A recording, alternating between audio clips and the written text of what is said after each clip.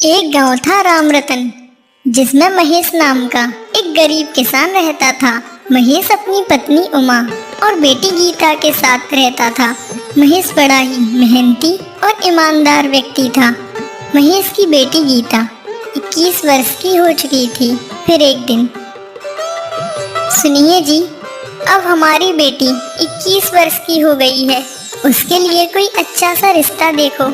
अरे हमारी बेटी अभी बच्ची ही तो है, आराम से ढूंढ लेंगे, इतनी जल्दी भी क्या है। आपको तो अपनी बेटी छोटी ही लगेगी, अगर इसकी उम्र निकल गई फिर इससे कौन शादी करेगा।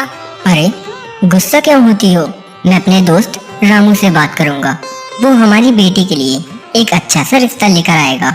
इतना कहकर महेश अपने खेत चला जाता है और रास्ते में उसे रामू मिलता है। और महेश भाई, कैसे हो तुम? मैं तो बिल्कुल ठीक हूँ, पर मुझे तुझसे एक काम था। हाँ हाँ बोलना महेश, कैसा काम? अरे रामू, अपनी बेटी गीता 21 वर्ष की हो गई है, उसके लिए कोई अच्छा सा रिश्ता तो देख। बस इतनी सी बात? वैसे मेरी नज़र में एक लड़का तो है, उसकी सरकारी नौकरी भी है, पर उसकी थोड़ी डिमांड सी ज़्यादा है। क्या लड़का सरकारी नौकरी करता है? फिर तो मेरी बेटी वहाँ आराम से रहेगी। तू लड़के के पिताजी से बात करना। बे महेश, तू थोड़ा दिमाग से भी तो फैसला ले। 10 लाख रुपए तू कहाँ से देगा? अरे तू उसकी चिंता मत कर, मेरे पास 2 से 3 बीघा जमीन है और ऊपर से मेरा घर भी तो है। इन सब को बेचकर अपनी बेटी का दहेज दे दूंगा। वैसे भी ये सब मेरी बेटी के दहेज से बढ़कर थोड़ना है। चल तो फिर ठीक है, मैं उसके पिता से शादी की बात चलाता हूँ।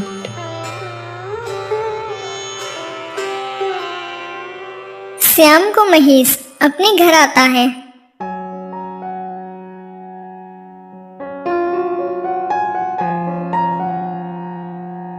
गीता की माँ, ओ गीता की माँ, ये लो मुंह मीठा करो। अरे ऐसा क्या हुआ जो मुंह मीठा करा रहे हो? तुम्हें पता है, अपनी बेटी के लिए मैं रिश्ता देख कर आया हूँ। लड़का सरकारी नौकरी करता है, पर वो दहेज में 10 लाख रुपए मांग रही हैं। अरे 10 लाख रुपए हम कहाँ से लाएंगे? हमारे पास खेत है ना, मैं उनको जमींदार जी को बेच दूंगा। यह सब बातें गीता सुन रही थी। अरे पिताजी, आपका दिमाग तो ठीक है ना? आपने मुझे इतना पढ़ाया लिखाया क्यों है? मैं भी तो नौकरी कर सकती हूँ, फिर हम इतना दहेज क्यों दें?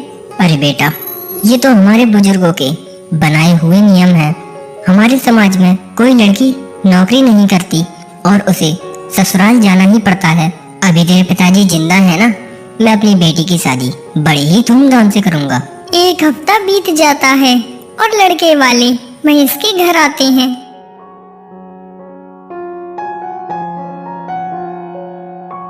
बहन जी, ये हमारी बेटी गीता है, ये घर का सारा काम कर लेती है, ये आपको शिकायत का मौका नहीं देगी। अरे वाह भाई साहब, आपकी बेटी तो बड़ी ही सुंदर है, हमें तो पसंद आई।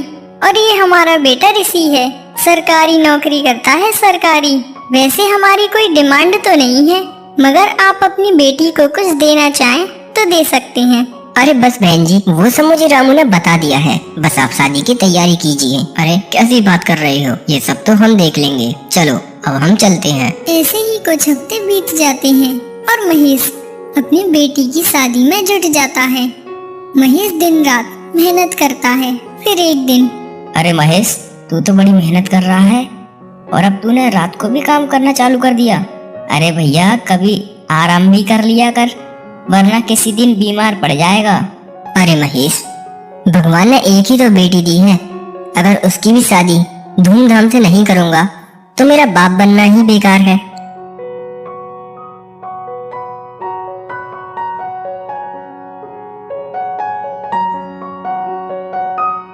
महेश सारा काम करके अपने घर चला जाता है।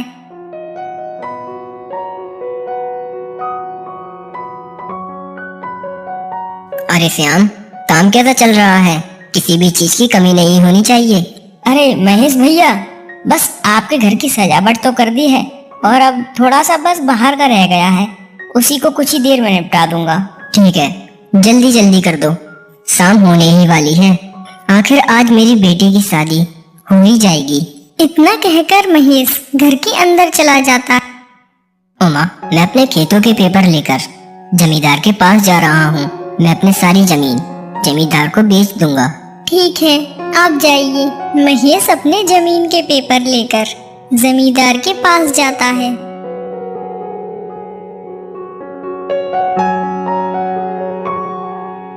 आओ आओ महेश, साथ में जमीन के पेपर तो लेकर आया है ना? हाँ जमींदार जी, ये रहे पेपर और मुझे 10 लाख रुपए दे दीजिए। ए मनोज सुन, इसे 10 लाख रुपए दे दे। महेश पैसे लेकर अपने घर चला जाता है। अरे गीता की माँ, जल्दी जल्दी तैयार हो जाओ, अभी बारात आती ही होगी। पैसों का इंतजाम तो हो गया ना? हाँ हाँ, मैं जमींदार से पैसे लेकर आया हूँ। थोड़ी देर बाद महेश के पास लड़के वालों का फोन आता है। भाई साहब, आपसे कुछ जरूरी बात करनी है। हाँ हाँ बहन जी, बोलिए ना। वैसे मैंने आपके 10 लाख रुपए का तो इंतजाम कर दिया है। भाई साहब, हमें 20 लाख रुपए और एक कार चाहिए। अगर नहीं दे पाओ तो हम बारात लेकर नहीं आएंगे। बहन जी, पर हमारी तो 10 लाख रुपए की बात हुई थी ना। मुझे नहीं पता, जो मांग रहे हैं अगर वो नहीं दे पाओगे तो हम बारात लेकर नहीं आएंगे। अरे बहन जी, ऐसा मत करो।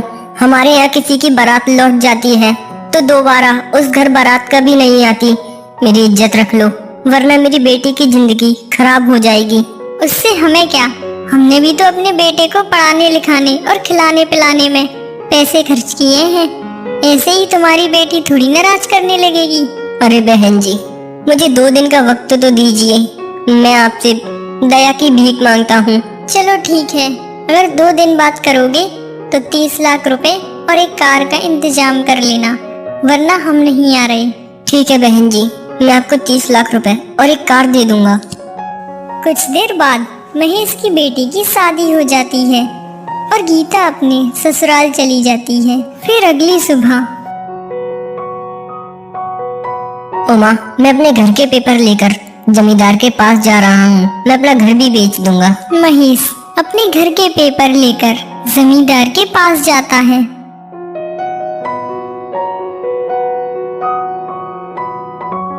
जमींदार जी, ये लीजिए मेरे घर के पेपर और मुझे 30 लाख रुपए दे दीजिए। मुझे पैसों की बहुत ज्यादा जरूरत है। हाँ, अरे महेश, पागल हो गया है क्या? उस तेरी सड़ी सी झोपड़ी के तुझे 30 लाख रुपए दूंगा? अरे मेरी नजर में उसकी कीमत 8 लाख रुपए है। वो तो तेरी लड़की का ब्याह है, इसीलिए मैं तुझे 10 लाख दे रहा हूँ। चाहिए तो बता, नहीं तो कोई और ग्राहक देख ले। ठीक है सेठ जी, मेरी मजबूरी है, आप मुझे 10 लाख रुपए ही दे दीजिए। महेश पैसे लेकर अपने घर आ जाता है। 20 लाख रुपए का तो इंतजाम हो गया है, बस अब 10 लाख रुपए और एक कार का इंतजाम रह गया है। सुनिए जी, वो हमारे पास वाले ताऊ है ना, उनसे मदद मांग कर देखिए, शायद वो हमारी मदद कर दे। हाँ, तुम बात तो सही कह रही हो, मैं अभी ही जाता हूँ।